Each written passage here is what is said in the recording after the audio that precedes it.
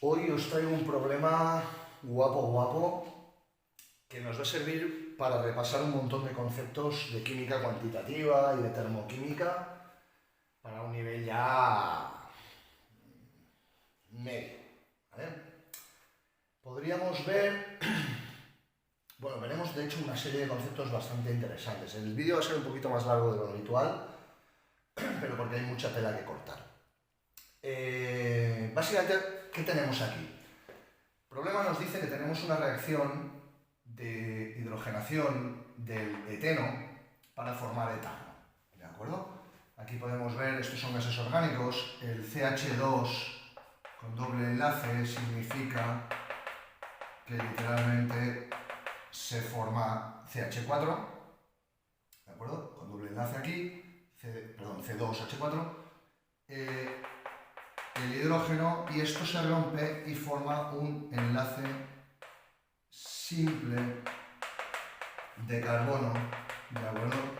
Que básicamente pues es la idea. Eteno, en química orgánica, la terminación eno significa doble enlace y la terminación etano significa un enlace simple, ¿de acuerdo? Esto simplemente por saberlo. Que por cierto, la terminación ino, el etino, sería pues el triple enlace. Entonces la terminación ino aquí sería un CH triple enlace CH, ¿de acuerdo? Bueno. Entonces, ¿qué nos está pidiendo este señor profesor? Básicamente lo que nos pide es, oye, ¿cuántos gramos de etano se nos forman en la reacción? ¿De acuerdo? Aquí, pues básicamente lo que tendríamos que saber es cuántos moles tengo y a partir de ahí lo calcularemos. Y luego nos pide cuál es la variación de entalpía. Es decir, básicamente lo que nos está pidiendo aquí es si la reacción libera energía o absorbe energía, ¿eh?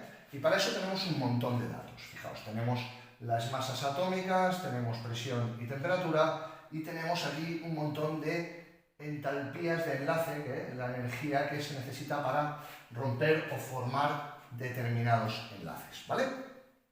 Bien.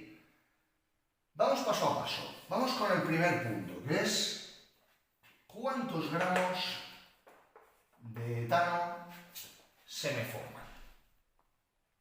Vale, ¿cómo calculamos esto? Lo primero que hay que entender es que en una reacción química como esta siempre se tiene que cumplir la ley de la masa, la ley de conservación de la masa. La ley de conservación de la masa dice que la masa de los reactivos ha de ser igual a la masa de los productos. Dificilísimo, ¿vale? Tiene sentido, es decir, cuando yo hago una reacción química ni pierdo materia ni gano materia, ¿vale? ¿Quién tiene la materia? ¿Quién tiene la masa? Pues los átomos. Por lo tanto, esto se podría expresar de la misma manera diciendo, oye, el número de átomos de los reactivos ha de ser igual al número de átomos de los productos.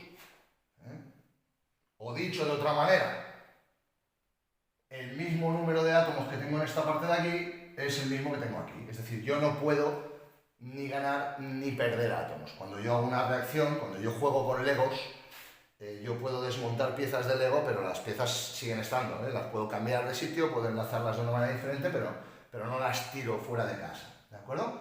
Por lo tanto, si yo tengo 2 carbonos aquí, tengo que tener 2 carbonos en los productos. Y si tengo 2, 4 y 6 hidrógenos en los reactivos, tengo que tener 3 y 3, 6 hidrógenos en los productos.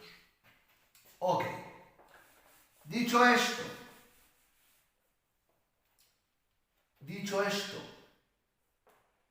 lo que pesa una serie de partículas, claro, una partícula sola yo no la puedo pesar, porque un átomo de carbono pesa 12 unidades de masa atómica, eso es 10 a la menos 27 kilos, por lo menos.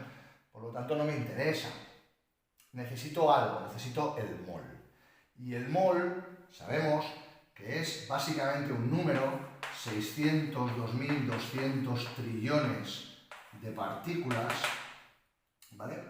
Que tienen una particularidad, que es que este número de aquí, un mol de cualquier cosa, se puede expresar como la masa atómica de esa cosa en gramos. Es decir, si una partícula pesa 12 UMAS, un mol, 600, 2000, 230 partículas pesan 12 gramos, ¿vale? Por lo tanto, si observamos esto, y nosotros hemos visto ya, perdón por el rollo, pero es que tiene importancia, si hemos visto que una molécula de estas reacciona con una molécula de estas y forma una de estas, porque los átomos están bien, no hay coeficiente estequiométrico, todo correcto, 10 de estas reaccionan con 10 de estas y forman 10. Y 1000 de estas reaccionan con 1000 y forman 1000. Y 602.200 trillones reaccionan con 602.200 trillones y forman lo mismo. Es decir, un mol reacciona con un mol y forma un mol. Por lo tanto, si yo puedo saber cuántos moles tengo, puedo saber cuánto pesan, porque lo acabamos de ver. La masa atómica en gramos. ¿De acuerdo? Puedo hacer un factor de conversión directo. Yo sé que un mol de esto pues son 12 del carbono, más 3 por los 3 hidrógenos, más otros 12, más otros 3, es decir, son 30 gramos cada mol. Bien, por lo tanto necesito el número de moles. ¿Cuántos moles se me forman en una reacción química? Pues literalmente dependiendo de lo que yo haya consumido. Y aquí tenemos el primer problema de la noche, que es el profe nos ha colado dos reactivos con volúmenes diferentes, es decir, dos cantidades de gas diferentes. Si yo solo tuviera una, si yo tuviera esto 50, pues podría pasar esto a mol, de mol a mol y de mol a gramo. ¿De acuerdo? Es decir, es un factor directo.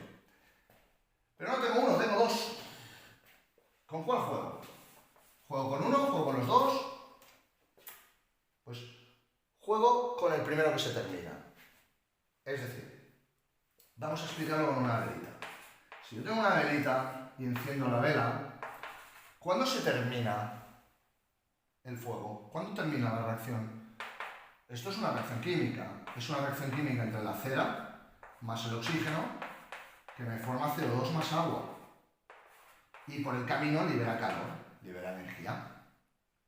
Por lo tanto, esto se va a ir consumiendo hasta que no quede vela, ¿de acuerdo? Hasta que ya no quede vela y se acabe la reacción. Es decir, aquí el reactivo limitante es la cera. ¿Por qué? Pues porque tengo oxígeno de sobra. No se acaba. Es decir, yo enciendo la vela y hay oxígeno para aburrir. Pero, ¿y si hago lo que seguro que habéis hecho todos alguna vez, que es tapar la vela? Le meto un vaso encima. Ahora resulta que ya no tengo tanto oxígeno. Por lo tanto, el oxígeno se va a terminar. Y da igual que quede vela. Si no hay oxígeno para reaccionar, no hay reacción. A eso se le llama reactivo limitante. Y es básicamente lo que tenemos que mirar. Es decir, si yo calculo el número de moles y te digo, mira, por ejemplo, este tiene 10 y este tiene 15. Como yo sé que por cada mol de estos necesito uno de estos para reaccionar, porque la reacción es 1 a 1, pues si yo tengo 10 aquí, ¿cuántos necesito?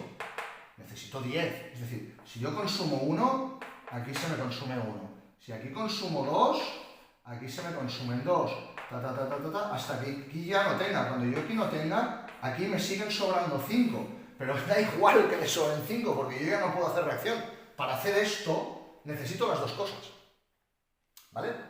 Por lo tanto, hay que buscar el reactivo limitante. ¿Vale?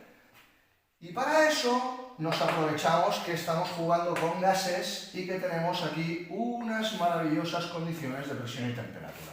Porque podemos usar la ley de los gases ideales.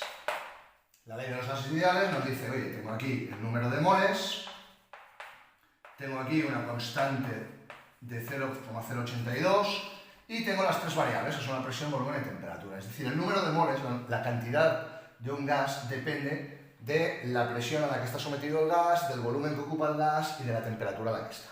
¿De acuerdo? Pero claro, yo puedo hacer una trampita aquí, bastante guapa, que es que la temperatura y la presión son las mismas para los dos valores.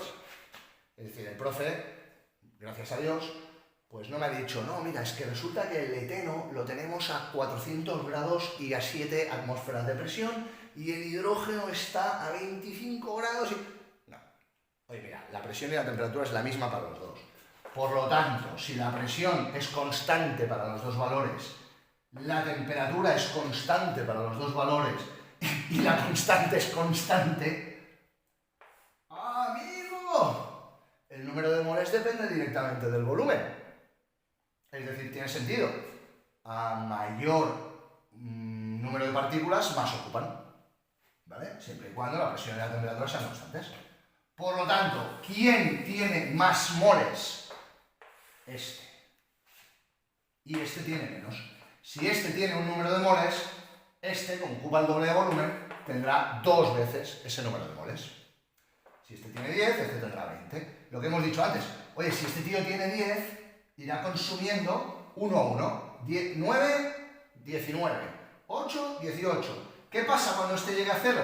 Pues que me da igual que me sobren, porque la reacción se termina. Por lo tanto, me olvido de estos 50 litros, no existen, como si te los fumas, y me voy a calcular cuántos moles son estos 25 litros. Y así, aquí sí que tengo que sacar numeritos, ¿de acuerdo? Despejo el número de moles, presión por volumen partido RT, la presión me la han dado, 1 atmósfera, el volumen también, 25 litros, R también, 0,082 y la temperatura son 373. Cuidado con esto porque aquí el malvado profe te lo va a colar en cuanto pueda la temperatura en Celsius. Y si lo pones en Celsius, la pifias. Porque si encima es muy malvado, como uno que yo me sé, te puede meter temperaturas negativas.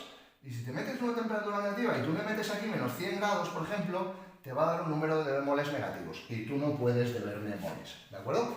Por lo tanto, cuidado y siempre la temperatura en grados Kelvin. ¿De acuerdo? Más 273 son 373 kelvins. Y esto da 0,82 moles. ¿Ok? 0,82 moles. Bien, pues ahora que sé, ahora que sabemos los moles de hidrógeno que se han consumido, que son 0,82 moles, puedo saber cuántos moles de etano se han formado. ¿Cuántos? Pues los mismos, porque por cada uno de estos se forma uno de estos. Pero como soy un pijo y lo voy a hacer en factores de conversión, ¿por qué? Porque estoy en mi casa y me apetece. 0,82 moles de hidrógeno, por cada mol de hidrógeno, un mol de etano. Y por cada mol de etano, ahora sí, puedo pasar a gramos. Hemos dicho que un mol de etano son 30 gramos. 30 gramos de etano. Por lo tanto, produciendo este factor de conversión tan sencillo, 24,5 gramos de etano se me forman. Y este es el resultado, lo he borrado, del primer apartado. ¿Vale? Pero no hemos terminado, porque ahora nos viene la parte más divertida. Puedo borrar aquí, y de hecho lo voy a borrar todo, menos, así que quede bien, todo menos los valores de entalpía de formación.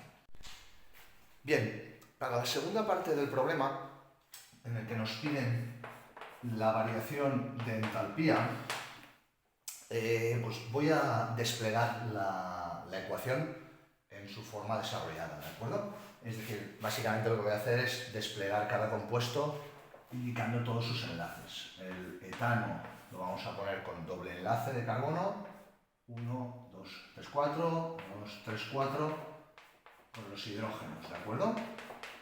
El hidrógeno, pues tiene un enlace simple, y el etano que se nos va a formar, pues básicamente es un enlace simple de carbono con 1, 2, 3, 4, 5 y 6 enlaces CH, ¿vale? Bien, ¿por qué hacemos esto? Pues porque básicamente la entalpía, la variación de entalpía de reacción, ¿de acuerdo? Vamos a ponerlo aquí en grande. La variación de entalpía de la reacción no es más que la diferencia de energía que se produce cuando tú rompes o formas enlaces, ¿de acuerdo? Siempre que se rompe un enlace, básicamente lo que tienes que hacer es un aporte de energía, es decir, para poder romper ese enlace le has de suministrar una energía y cuando formas un enlace esa energía extra se libera, ¿de acuerdo? Básicamente. Entonces podríamos definir que la entalpía final, la variación de entalpía de la reacción, es la energía aportada menos la energía cedida, podríamos decir. O lo que es lo mismo, la variación de entalpía de los enlaces rotos menos la variación de entalpía de los enlaces formados. ¿De acuerdo? Es decir, energía absorbida menos energía liberada. De manera que si la energía que absorbes para romper enlaces es más grande el primer término que el segundo, la variación total, si esto es más grande que esto, me da positiva. Y la reacción va a ser endotérmica. Es decir, si yo necesito más energía para romper de la que libero al formar, pues básicamente tengo que aportar energía desde el exterior. Y al contrario, si la variación de entalpía es negativa, es decir, se libera más energía al formar esos enlaces nuevos de la que tengo que aportar yo para romperlos, entonces la reacción será exotérmica, que es básicamente la pregunta que nos estamos haciendo con todo este sideral, ¿vale? Es decir, esta reacción va a liberar calor o va a absorber calor, es lo que yo quiero saber, ¿vale? Entonces, para contestarnos esto, pues lo que vamos a hacer es contar los enlaces. Si la idea va de cuáles son los enlaces rotos y cuáles son los enlaces formados, yo aquí tengo mi chuletita que nos indica cuánta energía genera cada mol de cada uno de los determinados enlaces. Por lo tanto, lo que yo voy a mirar es primero, cuáles son los enlaces que no se tocan. Es decir, si observo aquí, el enlace CH, que lo tengo multiplicado por 4, es decir, estos 4 enlaces CH, que cada uno genera 413, los tengo al final, es decir, yo necesito suministrar 413 para romper cada uno de estos, pero se me van a liberar 413 cada vez que se forma uno de estos, por lo tanto sumatorio 0. Por lo tanto estos tíos no entran en la reacción, me olvido de ellos. Y ahora sí que voy a los enlaces rotos. ¿Quién son los enlaces rotos? ¿Cuáles son los enlaces rotos? El enlace doble de carbono, este se rompe, y el enlace de hidrógeno, este también se rompe.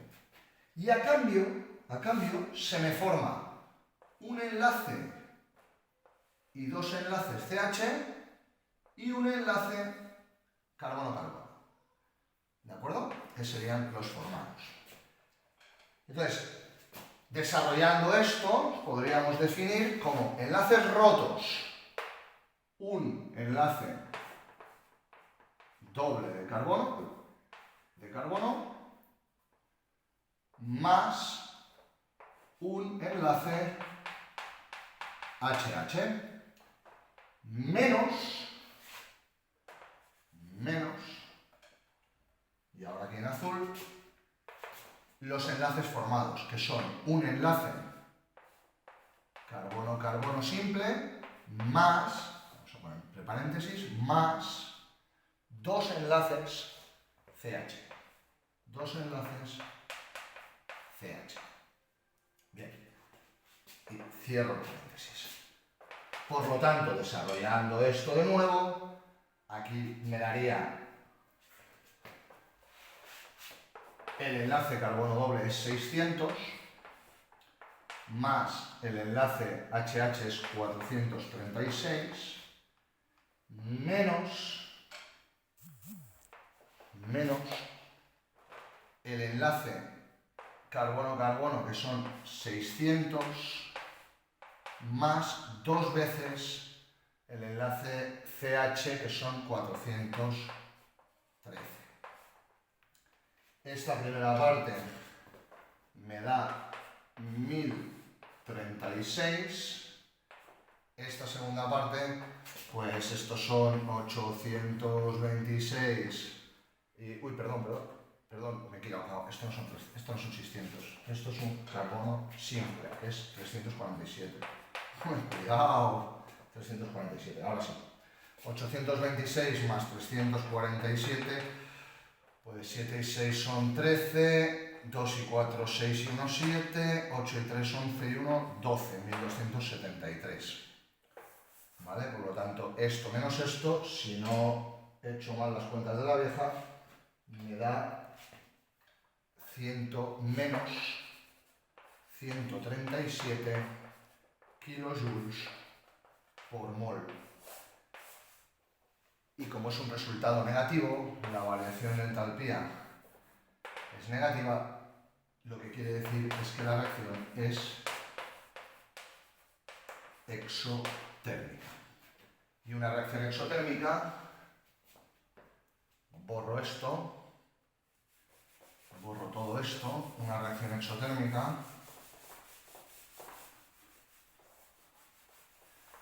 es básicamente, podemos observar aquí la gráfica con una entalpía,